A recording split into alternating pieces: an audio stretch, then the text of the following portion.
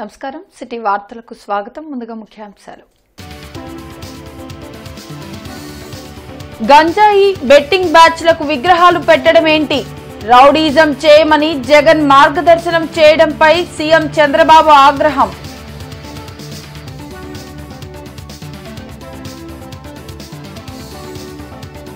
CM Chandrababu అధ్యక్షతన SIPB సమావేశం.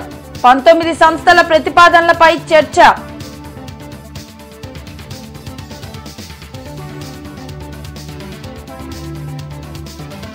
ఓటమి నుండి జగన్ ఇంకా పాఠం నేర్చుకోలేదు. రఫా రఫా అని ఎవరిని నరుకుతారు? ప్రశ్నించిన మంత్రి పయ్యావుల.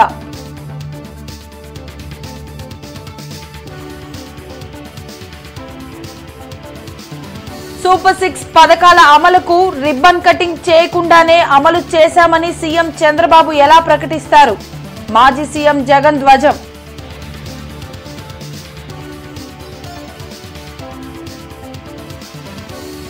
శవ రాజకీయాలు చేయడమే జగన్ పని. ఎమ్మెల్యే కన్నా విమర్శ.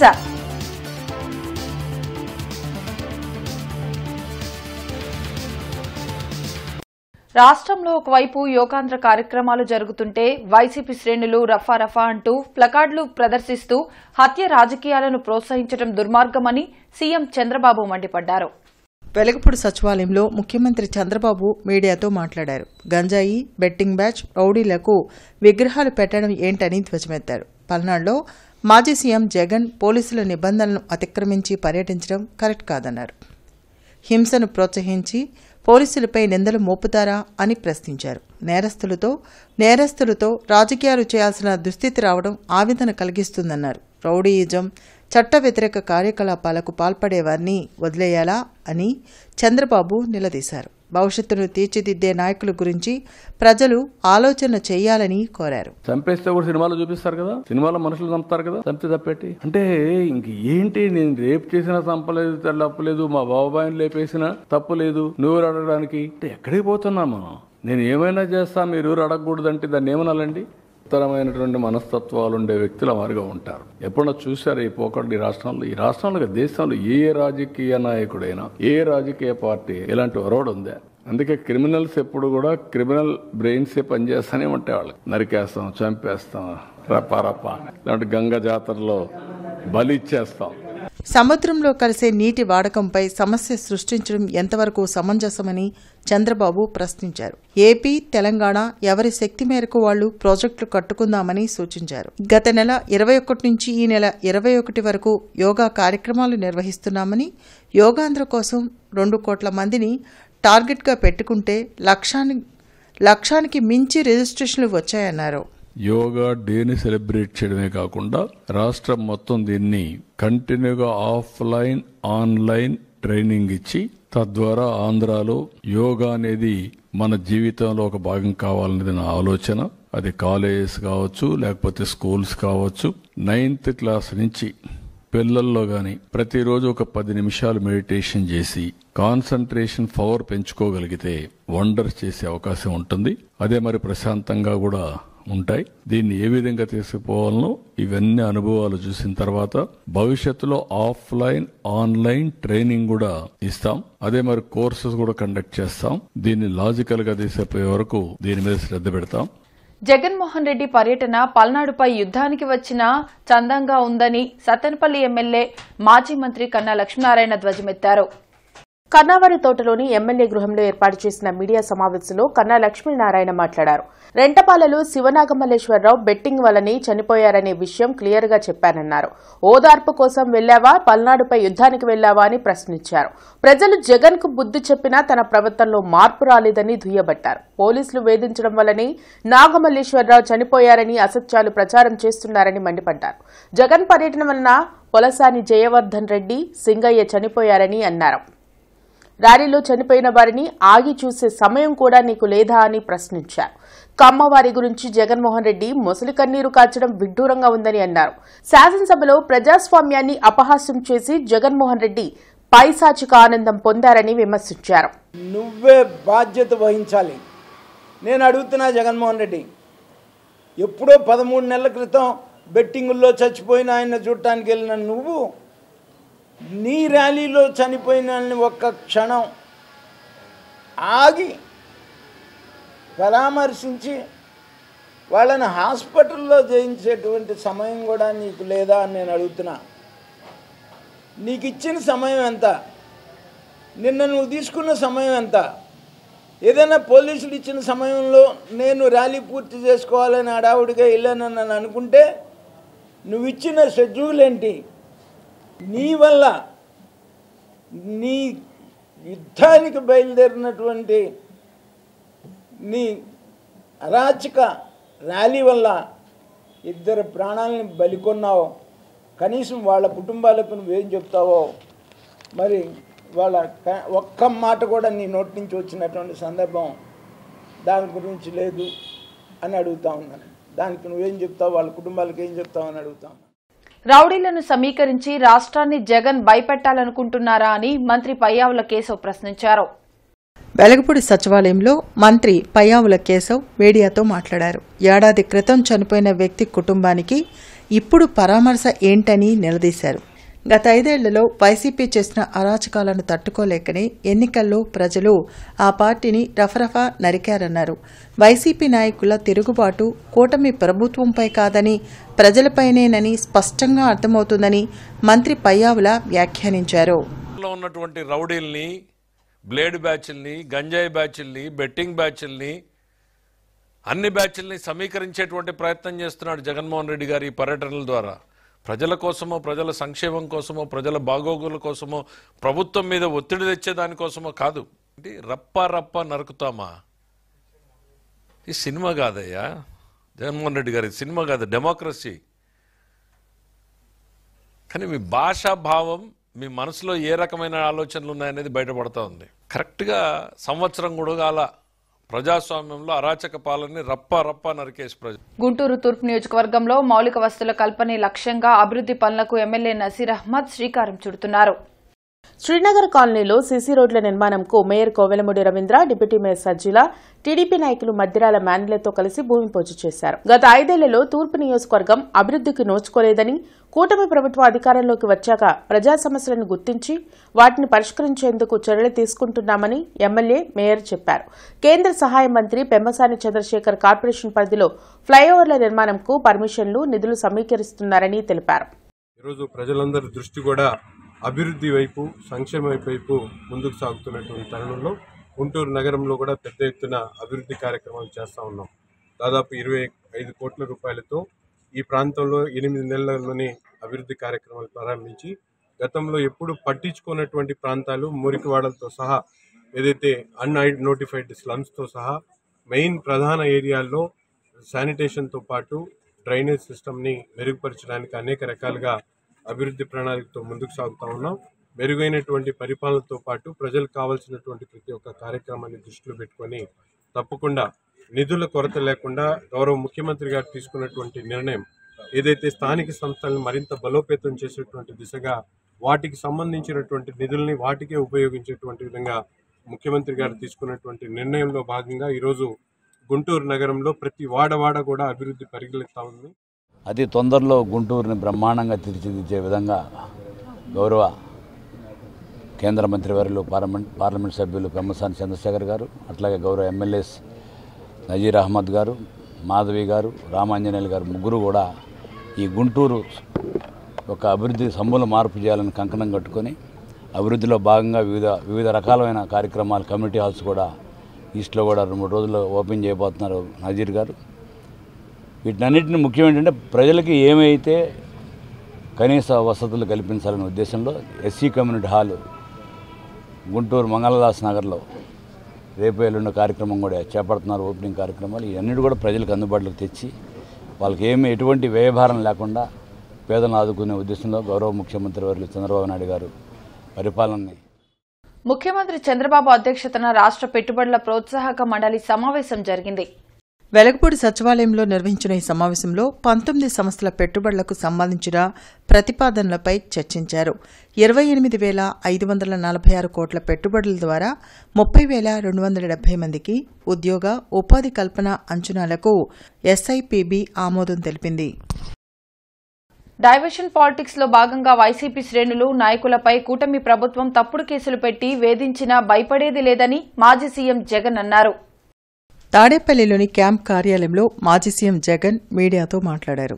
రాష్ట్రంలో లా అండ్ ఆర్డర్ దిగజారిందని, రెడ్ బుక్ రాజ్యాంగం నడుస్తుందని ధ్వజమెత్తారు.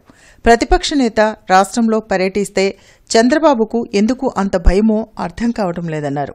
కుప్పం ఘటనతో చంద్రబాబుకు మహిళలపై ఉన్న గౌరవం ఏంటో అర్థమైందని చెప్పారు.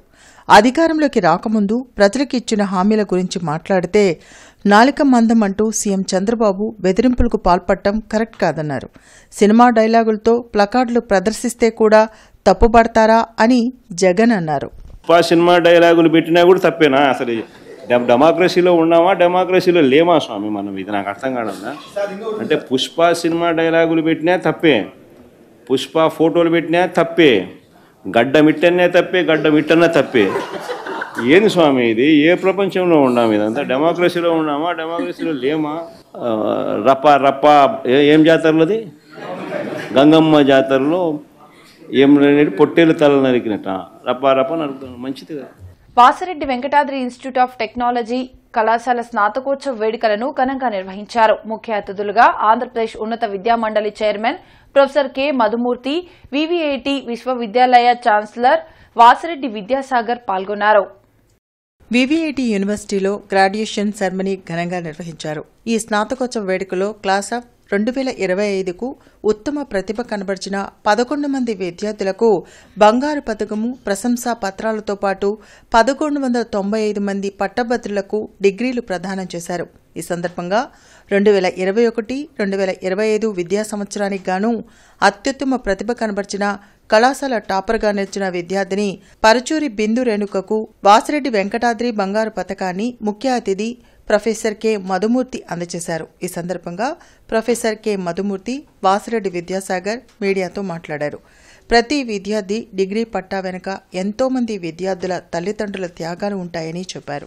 విద్యార్థులు భవిష్యత్ ప్రపంచంలో ఎదురయ్యే సవాళ్లను అధిగమించి విజయాలు సాధించాలని ఆకాంక్షించారు. ఈ కార్యక్రమంలో vice chancellor Kodali Rambabu, vice chairman Vasireddy Mahadev, principal doctor Y Mallikarjun Reddy, secretary S Badri Prasad, joint secretary Mamillapalli Srikrishna, dean of academic doctor K Giribabu, విభాగాధిపతులు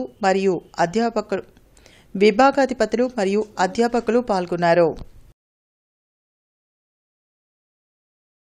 Almost 1179 people received their certificates, graduation certificates.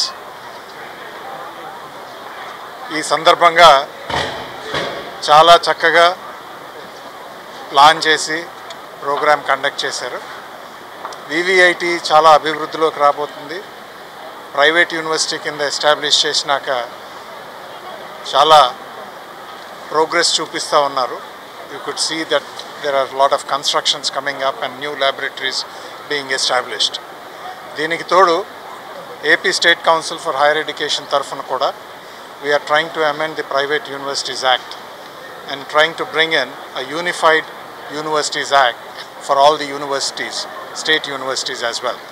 Very soon the ministry would be announcing the Unified Act with standardized procedures and practices so that convocation day నాడు ఒకటే చెప్పాము, ఇన్నాళ్ళు విద్యా సంస్థలు, families, parents పిల్లలందరినీ రక్షిస్తూ ఉంటారు. ఇప్పుడు రియల్ వరల్డ్లోకి వెళ్తున్నారు, నిజమైన ప్రపంచంలోకి వెళ్తున్నారు. అది చాలా కాంపిటేటివ్గా ఉండబోతుంది. సో ఎక్కడికి వెళ్ళినా బాగా కష్టపడి సాధించమని, ఇదంతా కాకుండా మంచిగా ఉంటే ఎక్కడైనా సరే బాగుపడతామనేది వాళ్ళు మంచి పర్సన్స్ అవ్వాలని కోరుకుంటూ కాన్వకేషన్ డే అడ్రస్ చేశాం. The Indian chamber of commerce ఆధ్వర్యంలో ఫ్యాన్సీ కన్వెన్షన్ హాల్లో వాల్మార్ట్ సప్లై డెవలప్మెంట్ పై ట్రైనింగ్ కార్యక్రమం జరిగింది. కొత్తపేటలోని ఫ్యాన్సీ మర్చెంట్స్ కళ్యాణ మండపంలో జరిగిన ఈ కామర్స్ ట్రైనింగ్ కార్యక్రమంలో అధ్యక్షులు ఏల్చూరి వెంకటేశ్వర్లు, మాజీ అధ్యక్షులు ఆతుకూరి ఆంజనేయులు పాల్గొన్నారు. ఈ సందర్భంగా వారు మాట్లాడుతూ నేటి పరిస్థితుల్లో డిజిటల్ మార్కెట్ పెరిగిపోయి వ్యాపారులు నష్టపోతున్నారని అన్నారు. అందుకే వ్యాపారుల అభివృద్ధి కోసం Walmart Flipkart ప్రతినిధులచే e commerce training కార్యక్రమం నిర్వహించామని తెలిపారు. దీనివలన ప్రపంచవ్యాప్తంగా తమ వ్యాపారాన్ని అభివృద్ది చేసుకోవచ్చని చెప్పారు. ఈ కామర్స్ విధానంలో వ్యాపారం చేయాలనుకునేవారు తమ వెబ్సైట్లో ఉచితంగా రిజిస్ట్రేషన్ చేసుకోవచ్చని సూచించారు. ఈ కార్యక్రమంలో మరికంట జి ప్రసాద్, బీజేపీ మాజీ జిల్లా అధ్యక్షులు వనమ నరేంద్ర, వ్యాపారులు పాల్గొన్నారు. ఈ ట్రైనింగ్ ద్వారా మన ఉత్పత్తులను ప్రపంచవ్యాప్తంగా ప్రమోట్ చేయాలంటే ఒక వేదిక మనకు కావాల్సి వస్తుంది. కాబట్టి ఆ వేదికను ఈ రోజున ఈ ఫ్లిప్కార్ట్ అండ్ వాల్మార్ట్ వారికి చక్కటి ట్రైనింగ్ ఇచ్చి మీరు ఎలా వ్యాపారాన్ని వృద్ధిలోకి తీసుకొచ్చి మార్కెటింగ్ చేసుకోవడానికి ప్రపంచవ్యాప్తంగా మార్కెటింగ్ చేసుకునేందుకు అవకాశం ఉంటుందో ఈ రోజున వారికి చక్కటి ట్రైనింగ్ ఇచ్చి వారి వ్యాపార సంస్థలు డెవలప్ అయ్యేటందుకు అవకాశం కల్పించినందుకు వారికి హృదయపూర్వక ధన్యవాదాలు తెలుపుతున్నాను. తప్పనిసరిగా మన జిల్లాలో ఉన్నటువంటి small and medium scale industry వాళ్ళు తయారు చేసే వస్తువుల్ని ప్రపంచవ్యాప్తంగా ఈ కామర్స్తో అమ్ముకునే అవకాశం ఉంది. కాబట్టి ఎక్కువ మంది మన ప్రభుత్వం తలపెట్టినట్టుగా ప్రతి జిల్లాలో 2 కన్సల్ట్ పెడతా ఉన్నారు ఇండస్ట్రీస్.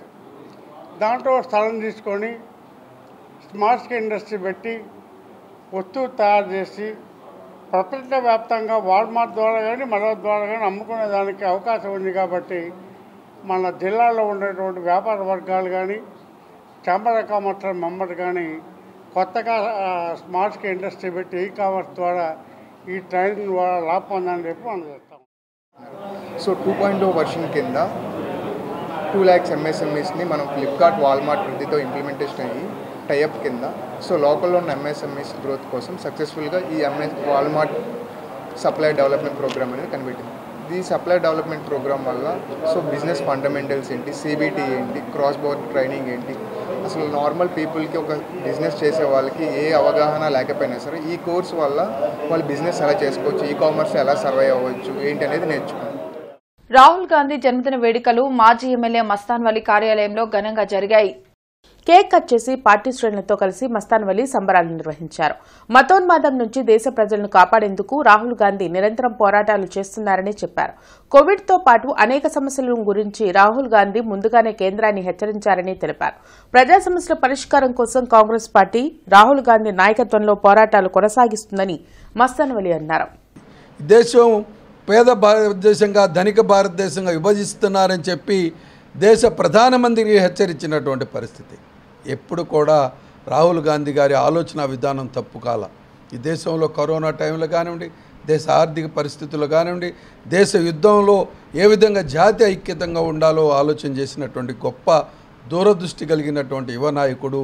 ఆ నాయకుడి యొక్క 54వ జన్మదిన వేడుకలను ఈ రోజున కాంగ్రెస్ పార్టీ ఆధ్వర్యంలో అత్యంత వైభవంగా జరుపుకుంటా ఉన్నాం. వారికి నిండు నూరేళ్లుగా ఉండాలని యావత్ భారత జాతి ఆ గాంధీ కుటుంబం చేసిన త్యాగాలు, కాంగ్రెస్ పార్టీ చేపట్టినటువంటి అనేకమైన సంక్షేమ పథకాలని దృష్టిలో పెట్టుకొని మీ యొక్క అందరి యొక్క ఆశీర్వాదాలు రాహుల్ గాంధీకి ఉండాలని చెప్పి భవిష్యత్తులో దేశ ప్రధానిగా ప్రపంచంలో ఒక గొప్ప దేశంగా దిద్దటానికి రాహుల్ గాంధీ గారి ఆలోచన విధానమే సక్రమైన మార్గం అని చెప్పి ఈ సందర్భంగా వారి యొక్క ఆరోగ్యాన్ని కాపాడాలని చెప్పి పైవాడిని మనస్ఫూర్తిగా కోరుకుంటూ సుదీక్షణ్ ఫౌండేషన్ తరపున అనుమర్లపూడి ప్రాథమిక పాఠశాల విద్యార్థి అనన్యకు 25,000 రూపాయల విలువ కలిగిన వీల్ చైర్ను జిల్లా విద్యాశాఖ అధికారి రేణుక చేతుల మీదుగా పంపిణీ చేయడం జరిగింది.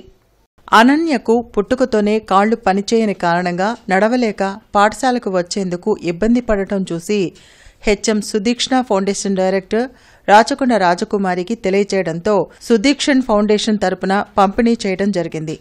ఈ కార్యక్రమంలో జిల్లా సర్వశిక్ష సంయుక్త సంచాలకులు ప్రభావతి, పెదకాకాని మండల విద్యాశాఖాధికారులు జి సత్యనారాయణ, వశంకర్రాజు, సుదీక్షణ్ ఫౌండేషన్ సభ్యులు కెఎస్ఎస్ ప్రసాద్ తదితరులు పాల్గొన్నారు. ఇవాళ మండల పరిషత్ ప్రాథమిక పాఠశాల అనుమర్లపూడికి లో 1వ తరగతి చదువుతున్న అనన్య అనే అమ్మాయికి మా సమక్షంలో సుదీక్షణ్ ఫౌండేషన్ వారి సౌజన్యంతో వీల్ చైర్ని బహుకరించడం జరుగుతుంది. ముఖ్యంగా మా పెదగాకని మండలంలో తక్కెళ్లపాడులో రామాలయం స్ట్రీట్లో పనిచేస్తున్న రాజకుమార్ అనే టీచర్ గారు దాంట్లో చాలా క్లోజ్గా అసోసియేట్ అవుతూ అందులో మెంబర్గా ఉండడం వల్ల తన సహాయ సహకారాలతో ఇవాళ ఈ అమ్మాయికి ఈ వీల్ చైర్ని ఏర్పాటు చేయడం జరిగింది. సో ఈ యొక్క ఫౌండర్ చిగురుపాటి విమల గారికి, సుదీక్షణ్ ఫౌండేషన్ వారి వధానతకి నేను ధన్యవాదాలు తెలియజేస్తున్నాను. కాంగ్రెస్ నేత రాహుల్ గాంధీ జన్మదిన వేడుకలు జిల్లా పార్టీ కార్యాలయంలో ఘనంగా నిర్వహించారు. జిల్లా కాంగ్రెస్ పార్టీ కార్యాలయంలో జరిగిన రాహుల్ గాంధీ పుట్టినరోజు వేడుకల్లో జిల్లా అధ్యక్షులు చిలక విజయ్ కుమార్, సీనియర్ నాయకులు లింగంశెట్టి ఈశ్వరరావు, రాష్ట్ర ప్రధాన కార్యదర్శి గడం పాల్ విజయ్ పాల్గొన్నారు. ఈ సందర్భంగా వారు మాట్లాడుతూ గరీబీ హటావో దేశ్ బచావో అనే నినాదంతో భారతదేశాన్ని కాంగ్రెస్ పార్టీ ముందుకు నడిపించిందన్నారు. దేశంలో సమైక్యతను చాటే విధంగా రాహుల్ గాంధీ నాయకత్వంలో భారత్ జోడో యాత్ర జరిగిందని కొనియాడారు. 11 ఏళ్ల బీజేపీ పాలనలో వ్యవస్థలన్నీ నిర్వీర్యం అయిపోయాయని విమర్శించారు. అనంతరం కేక్ కట్ చేసి కాంగ్రెస్ శ్రేణులు సంబరాలు చేసుకున్నాయి. ఈ కార్యక్రమంలో విద్యార్థి నాయకులు కరీం, జిల్లా నాయకులు పాల్గొన్నారు. రాహుల్ గాంధీ గారు లేవనెత్తిన ప్రతి ప్రశ్నని బీజేపీ ముందు అవహేళన చేసింది. వారికి ఉన్నటువంటి శక్తియుక్తులతో, వారి దగ్గర ఉన్నటువంటి ధనంతో, వారి దగ్గర ఉన్నటువంటి రాజ్యాంగబద్ధమైనటువంటి వ్యవస్థలను వారి గుప్పెట పెట్టుకొని రాహుల్ గాంధీ గారు ఏ ప్రశ్న అయితే ఈ దేశంలో లేవనెత్తుతాడో ఆ ప్రశ్నను ముందు ప్రజల్లోకి రానివ్వకుండా అవహేళన చేసింది. కానీ చివరికి రాహుల్ గాంధీ గారు చెప్పిందే ఈ దేశం నిజమని ఒప్పుకుంది. నల్ల చట్టాలు ఏంది పరిస్థితి? మీరు అనుకునే అంబానీ అదానీలకి మీరు మైనింగ్స్, షిప్పులు, ఇంటర్నేషనల్ ఎయిర్పోర్ట్లు, విమానాలు, కేబుళ్ళు, టీవీలు ఇవన్నీ కాక చివరికి నూనెలు, ఉప్పులు, పప్పులు, కాయలు సామాన్యుడు తినే వాటిని కూడా వాళ్ళకి కట్టబెట్టడానికి తీసుకొస్తే వాటిని కూడా అడ్డుకున్నారే. కనుక ఈ దేశానికి ఒక ద్రోతార. ఆంధ్రప్రదేశ్ రాష్ట్ర ఉప ముఖ్యమంత్రిగా జనసేన అధినేత పవన్ కళ్యాణ్ పదవీ బాధ్యతలు చేపట్టి ఏడాది పూర్తయిన సందర్భంగా గుంటూరు జిల్లా జనసేన పార్టీ అధికార ప్రతినిధి ఆళ్ల హరి ఆధ్వర్యంలో శ్రీనివాసరావు తోటలో గోడప్రతులు ఆవిష్కరించారు. ఈ సందర్భంగా ఆళ్ల హరి మాట్లాడుతూ గత వైసీపీ పాలనను అంతమొందించడంలోనూ, కూటమి పాలనలో పారదర్శక, జవాబుదారీ పాలనను తీసుకురావడంలోనూ పవన్ కళ్యాణ్ది కీలక పాత్ర అన్నారు. తాను చేపట్టిన పంచాయతీరాజ్, అటవీ, పర్యావరణ, గ్రామీణాభివృద్ధి శాఖలను ఎంతో సమర్థవంతంగా నిర్వహిస్తూ ఎక్కడా అవినీతికి అవకాశం ఇవ్వకుండా సుపరిపాలన చేస్తూ పవన్ కళ్యాణ్ ఈ దశాబ్దపు ఆదర్శ ప్రజానాయకుడిగా వినుతికెక్కారని కొనియాడారు. ప్రజల నమ్మకాన్ని, విశ్వాసాన్ని నిలబెట్టుకుంటూ ముందుకు సాగుతున్న పవన్ కళ్యాణ్ లాంటి నాయకుడి బాటలో తాము పయనిస్తున్నందుకు ప్రతి క్షణం గర్వపడుతున్నామని ఆళ్ల హరి అన్నారు. కార్యక్రమంలో నాజర్వలి, భాషా, కొత్తకోట ప్రసాద్, బద్రి, స్వామి, బాలకృష్ణ తదితరులు పాల్గొన్నారు. జనసేనాధిపతి పవన్ కళ్యాణ్ గారు ఉప ముఖ్యమంత్రిగా ప్రమాణ స్వీకారం చేసి నేటికి సంవత్సరం పూర్తయిన సందర్భంగా ఈ రోజున ఆయన చేసినటువంటి మంచి కార్యక్రమాలని, ఈ రాష్ట్రంలో చేసినటువంటి అభివృద్ధి కార్యక్రమాలను అందరూ కూడా ప్రజలకు తెలియజేసే విధంగా కరపత్రాలను విడుదల చేయడం జరిగింది. 2019 నుంచి 2024 వరకు జరిగినటువంటి నియంతృత్వ పాలన, దుర్మార్గ పాలన, దాష్టికమైన పరిపాలన నుంచి రాష్ట్ర ప్రజలు బయటపడి నేటికి సంవత్సరం పూర్తయింది. ఇటువంటి పరిస్థితుల్లో ప్రధానమంత్రి మోదీ గారు, అలాగే విజనరీ చంద్రబాబు నాయుడు గారి యొక్క సహకారంతో. వార్తలు ముగించే ముందు ముఖ్యాంశాలు మరోసారి. గంజాయి, బెట్టింగ్ బ్యాచ్లకు విగ్రహాలు పెట్టడం ఏంటి? రౌడీజం చేయమని జగన్ మార్గదర్శనం చేయడంపై సీఎం చంద్రబాబు ఆగ్రహం.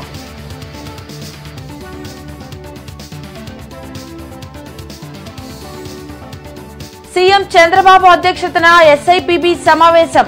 19 సంస్థల ప్రతిపాదనలపై చర్చ.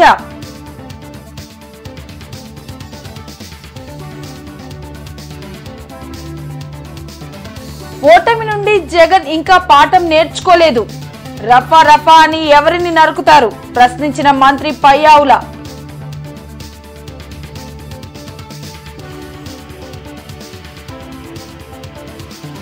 సూపర్ 6 పథకాల అమలుకు రిబ్బన్ కటింగ్ చేయకుండానే అమలు చేశామని సీఎం చంద్రబాబు ఎలా ప్రకటిస్తారు? మాజీ సీఎం జగన్ ధ్వజం.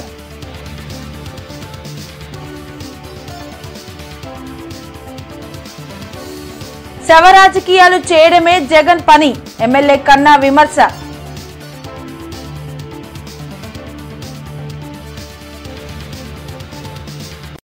ఇవి ఇప్పటి వరకున్న అప్డేట్స్. మరిన్ని అప్డేట్స్ తో మళ్ళీ కలుద్దాం. అంతవరకు సెలవు. నమస్కారం.